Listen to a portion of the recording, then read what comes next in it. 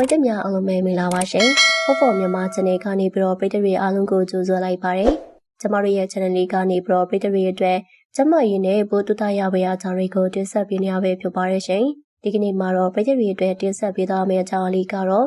ဖရဲသီးရဲ့ကျမရင်းဆိုင်ရာကောင်းကျိုးများအကြောင်းကိုတင်ဆက်ပေးသွားမှာပဲဖြစ်ပါတယ်ရှင်။ဟုတ်ကဲ့ပါရှင်အခုတင်ဆက်ပေးသွားမယ့်ဗီဒီယိုလေးကပရိသတ်တွေအတွက်အကျိုးရှိစေမယ်လို့မျှော်လင့်ပါတယ်။ကဲဒါဆိုရင်တော့ဆက်လိုက်ရအောင်။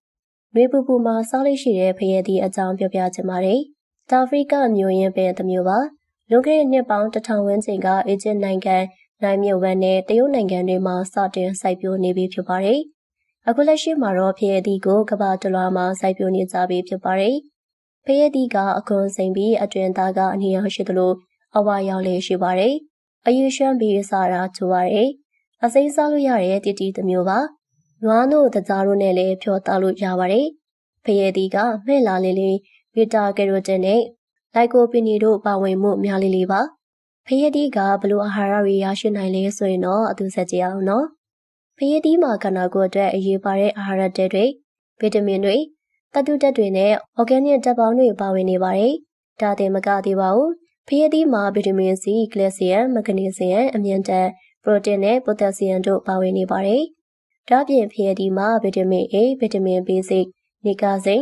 တိုင်ယာမင်နဲ့ကာရိုတင်နွိုက်တို့လည်းပါဝင်နေပါတယ်။ဖရဲသီးကအချိုတဲဖို့တက်တက်ပဲအသုံးဝင်တာမဟုတ်ပဲခန္ဓာကိုယ်ကျန်းမာဖို့အတွက်လည်းတော်တော်လေးအသုံးဝင်ပါတယ်။ဖရဲသီးစားရင်ခန္ဓာကိုယ်အတွက်ဘလို့အကျိုးကျေးဇူးတွေရရှိလဲဆိုတာတော့ဆက်ကြည့်လိုက်ရအောင်ပါ။နံပါတ်1ကြောက်ကဲဝေဒနာကိုသက်သာစေနိုင်ပါတယ်။ဖရဲသီးမှာပိုတက်ဆီယမ်ကျွေးဝါးစာပါဝင်တာကြောင့်ကြောက်ကဲတွေကစိတ်တောက်တွေကိုဖယ်ရှားရမှာအထောက်အကူပြုပေးပါတယ်။ကျွေးထဲမှာယူရစ်အက်ဆစ်ပါဝင်မှုကိုလျှော့ချပေးနိုင်တာကြောင့်ကြောက်ကဲပျက်စီးနိုင်ခြေကိုလျှော့ချပေးနိုင်ပါတယ်။ဖရဲသီးကစီးရှင်စေနိုင်တာကြောင့်ကြောက်ကဲတွေကစိတ်တောက်တွေကိုစီးရနေတဲ့စိတ်ခန္ဓာကိုယ်ပြင်ပကိုဆွတ်ထုတ်ပေးပါတယ်။ဖရဲသီးမှာသတ္တုဆန့်ကျင်ပျက်စီးပါဝင်နေတဲ့အကြောင်းကြောက်ကဲတွေကိုကျမစေနိုင်ပါတယ်။နံပါတ်2ချက်ကတော့အပူရှက်ခြင်းကိုကောက်ွယ်နိုင်တယ်။ဖရဲသီးကခန္ဓာကိုယ်အပူချိန်ကိုကျဆင်းစေနိုင်သလိုတွေးပေါင်ချိန်ကိုလည်းကျဆင်းစေနိုင်ပါတယ်။အပူပိုင်းဒေတာတွေမှာဆိုရင်နှွေအားဒီလိုပူပြင်းတဲ့နေကင်းဖက်တွေမှာ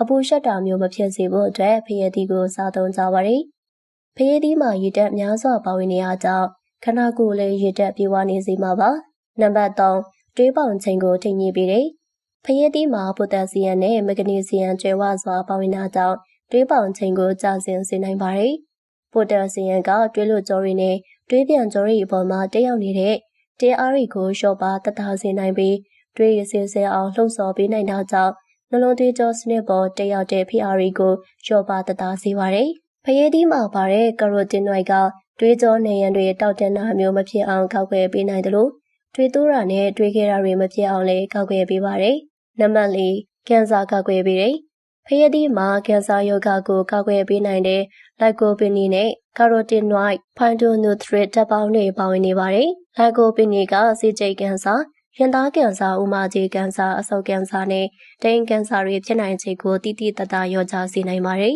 ။စီးချိုကိုထိန်းညှိပေးနိုင်တယ်။အချိုဓာတ်၊ကစီဓာတ်တို့နဲ့မတည့်တဲ့စီးချိုသမားတွေအနေနဲ့ဖရဲသီးစားသုံးပေးနိုင်ပါတယ်။ဖရဲသီးကချိုပေမဲ့ကလဆီယမ်ပါဝင်မှုကတော်တော်လေးနေပါပါတယ်။ဖရဲသီးမှာအဓိကပါဝင်ဖွဲ့စည်းထားတာကရေဓာတ်ဖြစ်တာကြောင့်စီးချိုသမားတွေစားသုံးဖို့တင်တော်တဲ့အစားအသောက်ပါ။ဒါ့အပြင်ဖရဲသီးမှာပါတဲ့ပိုတက်ဆီယမ်နဲ့မဂနီဆီယမ်တို့လိုမျိုးဗီတာမင်တွေသတ္တုဓာတ်တွေကအီဆိုလင်ကိုကောင်းကောင်းမွန်မွန်လှုပ်ဆောင်နိုင်ဖို့အထောက်အကူပြုပေးပါတယ်။နံပါတ်5နှလုံးကျန်းမာစေတယ်။ဖရဲသီးမှာပါတဲ့လိုက်ပိုစင်နီကနှလုံးလှုပ်ဆောင်မှုကိုတိုးတက်ကောင်းမွန်စေနိုင်ပါတယ်။ဓာတုဆန့်ကျင်ပစ္စည်းတွေနဲ့အရွယ်မတိုင်ခင်အိုမင်းတာကိုတိုက်ဖြတ်ပေးနိုင်တဲ့ဓာတုဆန့်ကျင်ပစ္စည်းတွေနဲ့အရွယ်မတိုင်ခင်အိုမင်းတာကိုတိုက်ဖြတ်ပေးနိုင်တဲ့ဘီတာကယ်ရိုတင်တွေ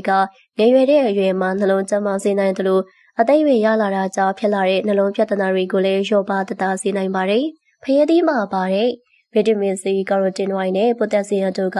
တွေးကိုလက်စထရောကိုလျှော့ချစေပြီးရုတ်တရက်နှလုံးဖောက်တာတွေမဖြစ်အောင်ကာကွယ်ပေးပါသေးတယ်။နံပါတ်6အမြင်အာရုံပျက်စီးမှုကိုကာကွယ်ပေးတယ်။ဖရဲသီးစားပေးရင်မျက်လုံးကျန်းမာရေးနဲ့အမြင်အာရုံထိခိုက်မှာကိုစိုးရိမ်စရာသိပ်မလိုတော့ပါဘူး။ဖရဲသီးမှာပါတဲ့ဘီတာကယ်ရိုတင်နဲ့ဗီတာမင်စီလူတိန်နဲ့စီဇာတင်တို့ကမျက်လုံးနဲ့အမြင်အာရုံထိခိုက်ပျက်စီးတာတွေကိုလျော့ပါသက်သာစေနိုင်ပါတယ်။အသက်အရွယ်ကြောင့်အမြင်အာရုံထိခိုက်ပျက်စီးတာနဲ့ မျက်လုံးရည်တိမ်ဖြစ်တာတွေကိုလျှော့ပါသက်သာစေနိုင်ပါတယ်။နံပါတ်9ရောင်ရမ်းတာတွေကိုလျော့ပါသက်သာစေပြီး arthritis တွေကိုလျော့ချစေပါတယ်။ရောင်ရမ်းမှုတွေကနာတာရှည်ယောဂတော်တော်များများကိုဖြစ်စေနိုင်တဲ့အထူးအကြောင်းရင်းမှာဖျက်သီးကနာကျင်ရောင်ရမ်းမှုတွေကိုလျော့ပါသက်သာစေနိုင်ပြီး oxidative ဓာတ်မကဖြစ်နိုင်ခြေကိုလည်းလျှော့ချပေးပါတယ်။နံပါတ်10ချက်သားနာကျင်မှုကိုသက်သာစေနိုင်ပါတယ်။ဖျက်သီးမှာပါတဲ့အမိုင်နိုအက်ဆစ်တစ်မျိုးဖြစ်တဲ့ကီရိုလိုင်းကကြွက်သားနာကျင်မှုကိုလျှော့ပါသက်သာစေနိုင်ပါတယ်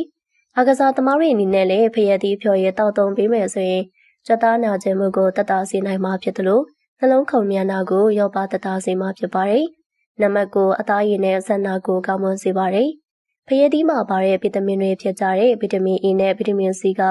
အရေးပြားတဲ့ဆန္ဒချမရေးအတွက်အရေးပါပါတယ်။ဗီတာမင် C ကခန္ဓာကိုယ်ကကိုလာဂျင်တွေထွက်လာအောင်လှုပ်ဆောင်ပေးပြီးအရေးပြားတဲ့ဆန္ဒကိုကျန်းမာစေနိုင်ပါတယ်။ဖျက်သီးမှာပါတဲ့ဗီတာမင် A ကအသားရည်ချောက်တွေ့တာတွေအဖက်လန်နာတွေကိုလျော့ပါသက်သာစေနိုင်ပါတယ်။နီလောင်တန်ကြောင့်အရေးပြားပျက်စီးတာကိုလည်းသက်သာစေနိုင်ပါတယ်။နံပါတ်10အစာကျေစေနိုင်တယ်။ဖျက်သီးမှာရည်တဲ့ကျွေးဝါးစွာပါဝင်ပြီးအမြင့်တက်လေပါဝင်နေပါတယ်။ဒီတက်နှစ်ခုစလုံးကကျန်းမာတဲ့အစာချေစနစ်ဖြစ်ဖို့အတွက်အရေးပါတဲ့တက်တွေပါ။အမြင့်တက်ကဝမ်းပြော့သွားစေနိုင်သလိုအစာချေလမ်းကြောင်းလှုပ်ရှားမှုကိုလည်းကောင်းမွန်စေနိုင်ပါတယ်။နံပါတ်7ခန္ဓာကိုယ်အဆီကိုလျှော့ချစေနိုင်ပါတယ်။ဖျက်သီးမှာပါတဲ့စီထရိုလိုင်းကခန္ဓာကိုယ်ရဲ့အဆီဆဲတွေထဲမှာအဆီရဲစုပ်ပုံနေမှုကိုလျှော့ချပေးနိုင်ပါတယ်။စီထရိုလိုင်းကအမိုနိုအက်ဆစ်တစ်မျိုးဖြစ်ပြီးကြောက်ကက်တွေကိုလည်းကျမအောင်လှုပ်ဆောင်ပေးပါတယ်။ဒါတင်မကပါဘူး။စီထရိုလိုင်းကခန္ဓာကိုယ်ရဲ့အဆီဆဲတွေကိုအဆီထုတ်လုပ်မှုနည်းသွားအောင်လှုပ်ဆောင်ပေးပြီးကိုယ်တွင်းမှာအဆီစုပုံနာတွေမပြတ်အောင်လှုပ်ဆောင်ပေးပါတယ်။သတိရမယ့်အချက်တွေတော့ရှိပါတယ်။ဖျက်သီးကကျမရဲ့အတွက်